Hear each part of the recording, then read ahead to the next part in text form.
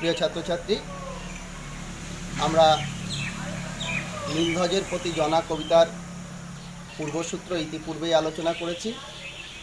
আজকে আমরা মূল কবিতাটি সম্পর্কে আলোচনা করব। তা চলো আমরা মূল আলোচনায় চলে যাই। বাজিছে রাজ তোরণে রণবাদ্য আজি, হেসে অর্শ গর্জে গজ উড়িছে আকাশে রাজ কেতু, মুহু মুহু হুঙ্কারিছে মাতিরণ পদে রাজ সৈন্য, কিন্তু কোন হেতু? সম্রাজ্ঞী জনা তার স্বামী নীলধ্বজের কাছে যে অভিযোগ পত্রটি লিখেছেন তার শুরু হয়েছে ঠিক এভাবে।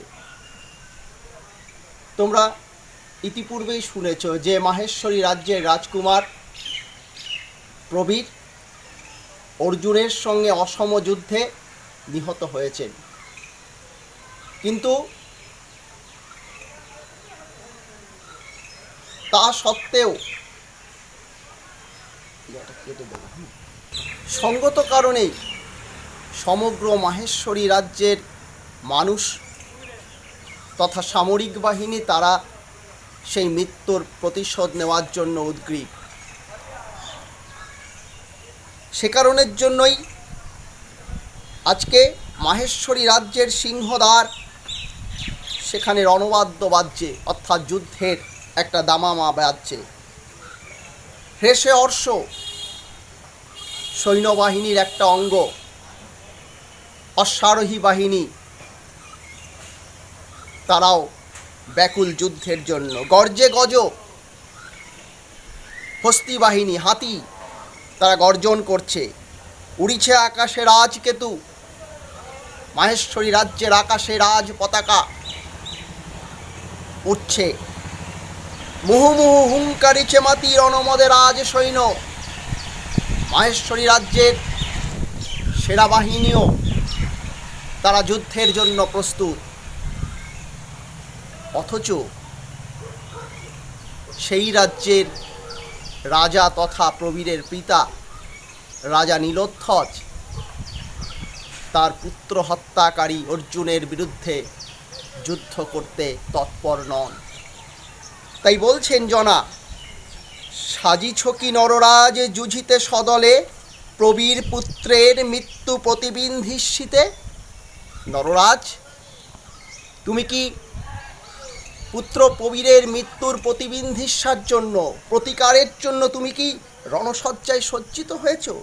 নিবাইতে এ শোকাগ্নি ফাল্গুনির লোহে, যে শোক পুত্রকে হারিয়ে, সন্তানকে হারিয়ে বাবা মায়ের মনে যে যন্ত্রণা, যে শোক, সেই শোক পূরণের জন্য, সেই শোকের নিরসনের জন্য জনা চান তার পুত্র হত্যাকারী অর্জুনের বিরুদ্ধে যুদ্ধ এবং তার উপযুক্ত শাস্তি দেওয়ার মধ্যে দিয়েই তার শোকের আগুন হয়তো নেভানো সম্ভব হবে। তাই বলছে, নিবাইতে এ শোকাগ্নি ফাল্গুনির লোহে। ফাল্গুনি বলতে অর্জুন, অর্জুনকে বোঝানো হয়। এই তো সাজে তোমারে ক্ষত্রমণি তুমি মহাবাহু, এটাই তো তোমার সাজে। রাজা নীলধ্বজ একদিকে যেমন একজন রাজা, সেই রাজ্যের প্রজা তো প্রবীরও। রাজার কর্তব্য প্রজা পালন করা, তাই সঙ্গতভাবেই প্রবীরের হত্যাকারীকে শাস্তি দেওয়া তার রাজধর্মের মধ্যেই পড়ে। আবার অন্যদিকে রাজা নীলধ্বজ একজন পিতা, সন্তানের হত্যাকারীর বিরুদ্ধে যথোপযুক্ত ব্যবস্থা গ্রহণ করা একজন পিতার তো কর্তব্য। সে কথাই জনা যেন তার স্বামীকে স্মরণ করিয়ে দিয়েছেন। ক্ষত্রমণি তুমি মহাবাহু, মহাবাহু অর্থাৎ মহাবীর। যাও বেগে গজরাজ যথা যমদণ্ড সম, শুণ্ড আস্ফালি নিনাদে টুট কিরিটির গর্ব আজ রণস্থলে। তাই জনার বক্তব্য হচ্ছে যে গজরাজ যেমন তার যমদণ্ডের সমান সুর নিয়ে আস্ফালন করতে করতে যেমন শত্রুর বিরুদ্ধে ঝাঁপিয়ে পড়ে, ঠিক তেমনি রাজা নীরধ্বজকেও অর্জুনের বিরুদ্ধে যুদ্ধে অবতীর্ণ হতে হবে। আর তার মাধ্যমেই অর্থাৎ টুটুক বা ধ্বংস হোক কিরীটি। কিরীটি হচ্ছে অর্জুনের আর এক নাম। টুট কিরীটির গর্ব আজি রণস্থলে। যুদ্ধক্ষেত্রে আজকে অর্জুনের যে গর্ব, সেই গর্ব ধ্বংস হোক। খণ্ডমুণ্ড অনতার শূলদণ্ড শিরে, অন্যায় সমরে মূঢ় নাশিল বালকে। অন্যায় যুদ্ধে যে মূর্খ প্রবীরের মতো একটা ছোট্ট ছেলেকে ধ্বংস করেছে, মৃত্যুর কারণ হয়েছে, তাকে যথোপযুক্ত শাস্তি দিতে হবে। রণক্ষেত্রে তার মাথাকে কেটে সেই মাথা নিয়ে আসতে হবে, তবেই হবে উপযুক্ত প্রতিশোধ নেওয়া, তবেই হবে বীরত্বের কাজ। নাশো মহেশ্বাস তারে ভুলিব এ জ্বালা, এ বিষম জ্বালা দেব ভুলিব সত্তরে। জনা তার স্বামীর কাছে অনুরোধ করছেন, নাশো অর্থাৎ নাশ করো, ধ্বংস করো মহেশ্বাস তারে। মহেশ্বাস মানে আক্ষরিক অর্থ হচ্ছে মহাধনুর্ধর। এখানে রাজা নীলধ্বজকে তিনি মহেশ্বাস হিসাবে অভিহিত করেছেন। তারে মানে কাকে? না অর্জুনকে। ভুলিব এ জ্বালা, কিসের জ্বালা? পুত্রকে হারাবার যে যন্ত্রণা, এ বিষম জ্বালা দেব ভুলিব সত্তরে। খুব তাড়াতাড়ি ভুলে যাবে জনা, যদি কিনা তার পুত্র হত্যাকারী অর্জুন যথোপযুক্ত শাস্তি পান।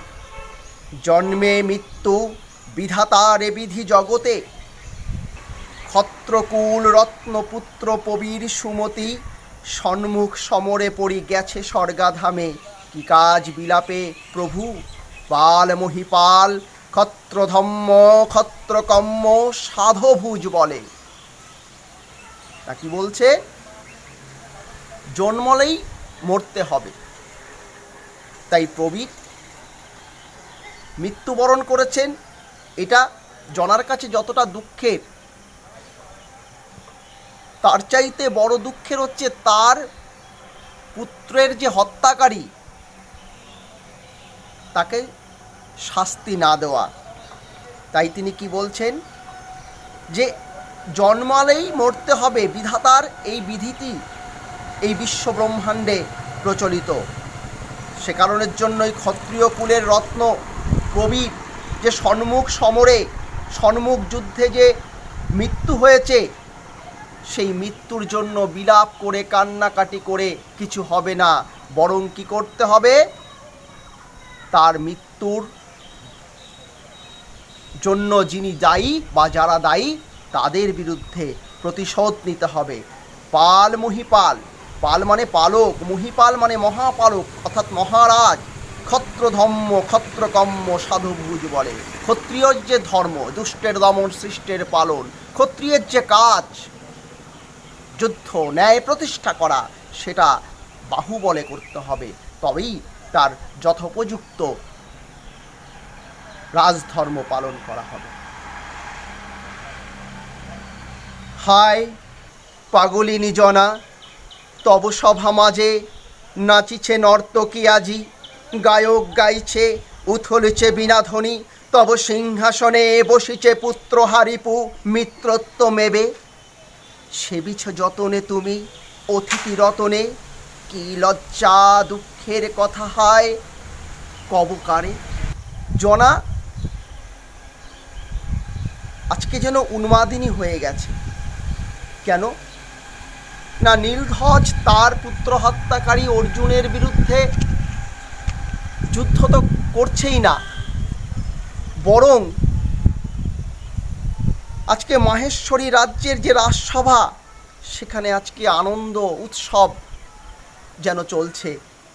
বলছে সভা মাঝে নাচিছে নর্তকী। আজকে রাজসভায় নর্তকী নাচছে, গায়ক গান গাইছে, বাদ্যযন্ত্র বাজছে, শুধু তাই নয়, সেই রাজসভায় রাজ সিংহাসনের পাশে বসে রয়েছেন কে? পুত্র হত্যাকারী অর্জুন মিত্রের বেশে বসে আছেন। আর রাজা নীলধ্বজ কী করছেন?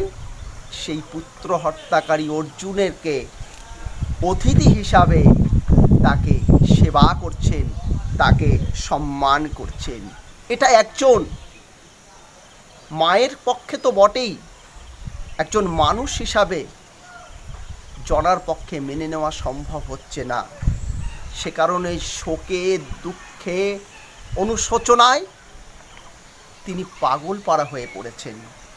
তার কাছে এটা একটা লজ্জা, দুঃখ, এটা প্রকাশ করা যায় না, কাউকে বলা যায় না, বলে বোঝানো যায় না।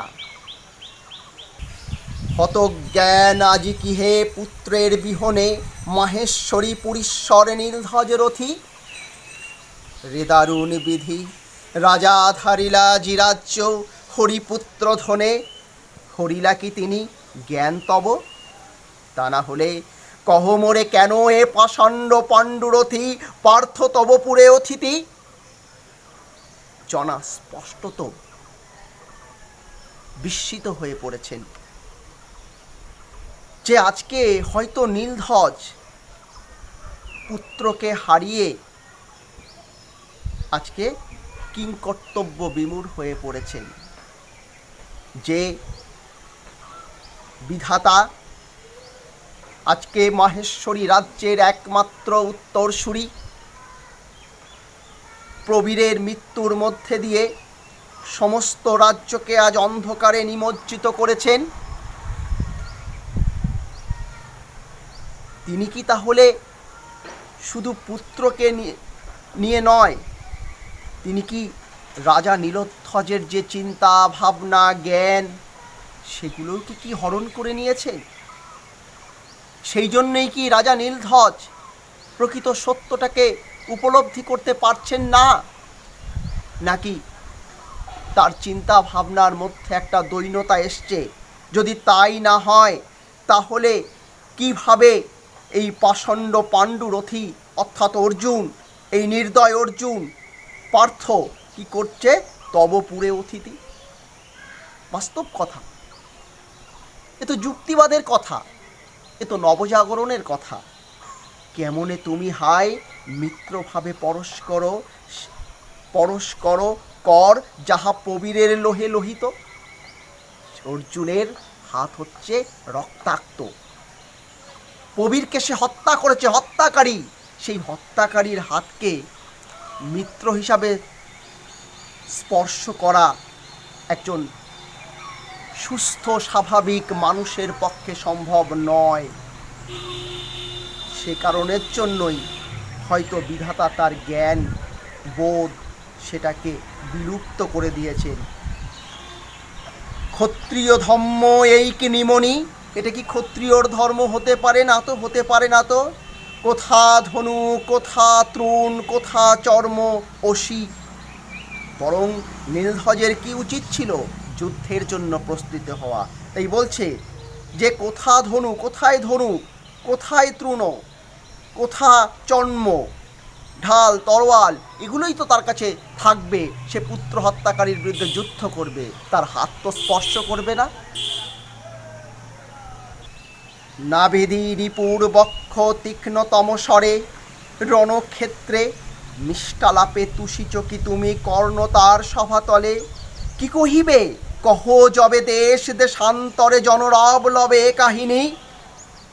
কি কহিবে ক্ষত্রপতি যত। জনা শঙ্কিত যে নীলধ্বজ যার উচিত ছিল তীক্ষ্ণতম স্বরে